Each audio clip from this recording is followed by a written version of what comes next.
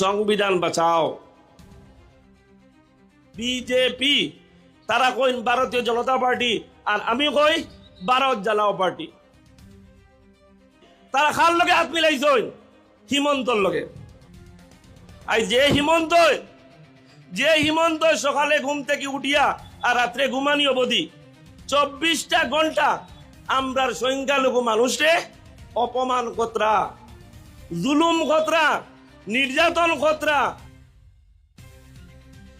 দেশের সরকারে যদি একটা সরু জনগোষ্ঠী মানুষের লগে যুদ্ধর ঘোষণা করে, এই সংখ্যালঘু জাতিটা এই রাজ্যত বা এই দেশে বাস্তব গিলা।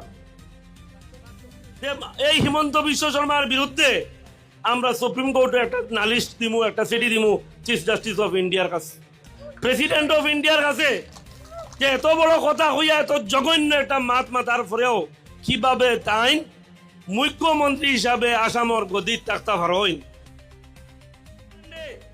আজকে আরএসএস, বজরং দল, বিশ্ব হিন্দু পরিষদ, যেটা উগ্র হিন্দুত্ববাদী দল আছে, 2003 পর্যন্ত তারা হেডকোয়ার্টার ও হেড অফিসও ভারতের পতাকা উত্তোলন করছেন না। আর আজকে তারা সংখ্যালঘু মানুষের কাছে দেশের প্রেমিকর সার্টিফিকেট তারা চাইতরা যে আমরা কতটুকু দেশপ্রেমিক এবং দেশপ্রেমিক নাই। এই ব্রিটিশের যে অনুচর যেগুলো আছেন, ব্রিটিশের যেগুন দলাল আছেন, ওখানকার কাছে গিয়া আবারও দেশকে আজাদ করার দরকার পড়ে গেছে গিয়া। ইতার লাগিয়ে রাহুল গান্ধী দেশের অমূর থেকে অমূল ঘুরিতরা, কিন্তু আমরা লিডাররা, আমরা এমএলএরা নীরব।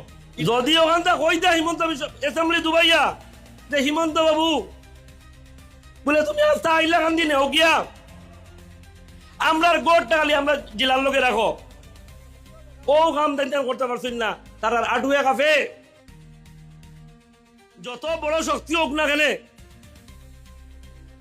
জালিম যত বড় হোক না কেন, এই জালিমর সামনে উবাইয়া ন্যায়ের পক্ষে সব সময় দেখবা আপনার আর ফুয়ায়, আপনার আর বাইয়ে আওয়াজ উঠাইছে। অ্যাসেম্বলির বারে হোক, অ্যাসেম্বলির ভিতরে হোক, ডিসি লেভেলে হোক, এসপি লেভেলে, কমিশনার লেভেলে, ইনশাআল্লাহ সকল লাগি, ন্যায়ের লাগি, ইনসাফর লাগিয়া চকুত আঙ্গুল দিয়ে হিমন্তর তার প্রতিটা অন্যায়ের, প্রতিটা জুলুমের বিরুদ্ধে খাড়া হইবার এই সৎ সাহস ইনশাআল্লাহ। তো সম্মানিত বন্ধুগণ, এটা চিন্তার বিষয়, বিবেকের বিষয়, যে আমরা যদি বিবেক কাটাইয়া চলি না, আমরা যদি চিন্তা করিয়া চলি না, এই জাতি নিঃশেষ হয়ে যাইব, এই জাতির আর কিচ্ছু থাকতো না।